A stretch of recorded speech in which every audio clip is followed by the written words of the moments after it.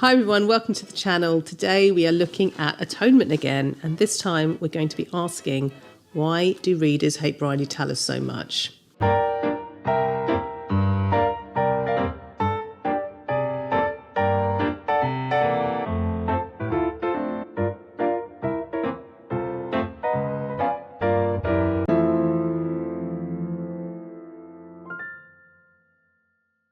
So, one of the main reasons why people have such disdain for her is obviously her accusations against Robbie, which lead to catastrophic consequences. McEwan also uses Metafiction and an unreliable narrator to really deepen the portrayal of Briony. And then also by the end of the novel, we feel a sense of betrayal and a lot of frustration towards Briony. So without further ado, let's dive into it. So at the heart of the dislike for Briony is her false accusations against Robbie, because this ultimately destroys his life and destroys his relationship with Cecilia. At 13, Briony's deeply naive and really quite ill-equipped to navigate the adult world. There's a few occasions where we see that this leads up to the ultimate accusation. So chapter 2 is the famous fountain scene between Robbie and Cecilia, and then later on we see Briony's misinterpretation of that scene. Then we get chapter 10, which is where Robbie hands Briony a letter, which is supposed to be for Cecilia, and she opens it and sees something quite explicit written down on it, which leads her to believe that she needs to save her sister from Robbie's perverted mind. And then finally we have the actual run up to the accusation is when she sees Lola in chapter 13, who's just been attacked, and decides that she's going to take charge of the situation. So there's a lot of quotes from chapter 13 that really show us how she misinterprets everything and decides to ruin this man's life. If her poor cousin wasn't able to command the truth, then she would do it for her. So that's how she feels when she sees Lola and decides that she's going to take charge. Then later on, when she's asked about it, she says her testimony over again and sticks by what she's saying. And the quote we get from this is, reiterating her testimony, she was able to keep from mind the damage she only dimly sensed she was doing. When the matter was closed, when the sentence was passed and the congregation dispersed, a ruthless, youthful forgetting, a willful erasing protected her well into her teens.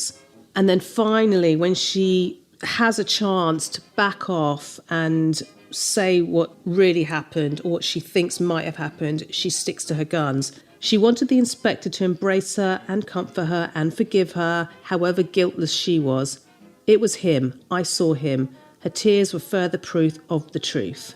So power and privilege play a big part in Briony's accusations.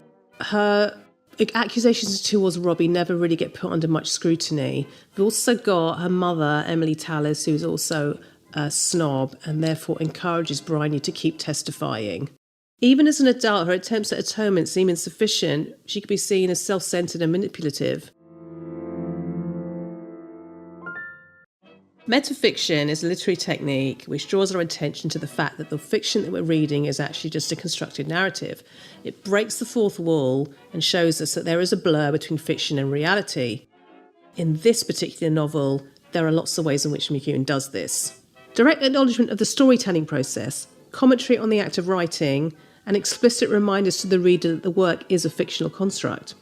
In Atonement, Metafiction plays a central role in shaping the narrative, particularly through Briony, who is the unreliable narrator. Briony's identity as a writer is central to her character and frames the entire novel as a metafictional construct.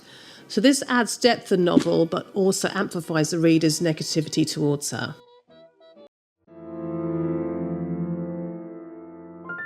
So by revealing that Atonement is Briony's creation, McEwan makes it clear that she has full control over how the story is told. So readers begin to feel betrayed when they discover that Robbie and Cecilia's happy ending is actually fabricated, which is a deliberate choice Briony makes to offer them a fictional resolution. So the reader's response is that manipulation turns Briony into this figure of frustration. Her atonement through writing feels self-serving rather than redemptive, and she prioritises her role as an author over the truth, undermining the sincerity of her remorse. As a 13-year-old, Briony's narration is shaped by her immaturity and lack of understanding. Her dramatic narrative suits her need for control and misrepresents the truth. The fountain scene, which Briony frames as a moment of coercion, is actually a private exchange of love and desire between Robbie and Cecilia. The older Briony's choice to fictionalise the ending suggests a refusal to take full responsibility. Her status as an unreliable narrator leaves readers to question whether her narrative can actually be trusted and whether her atonement is actually sincere. If you're enjoying our analysis of Atonement, then don't forget to like and subscribe. Join me next time and we will continue to explore why nobody likes Briony.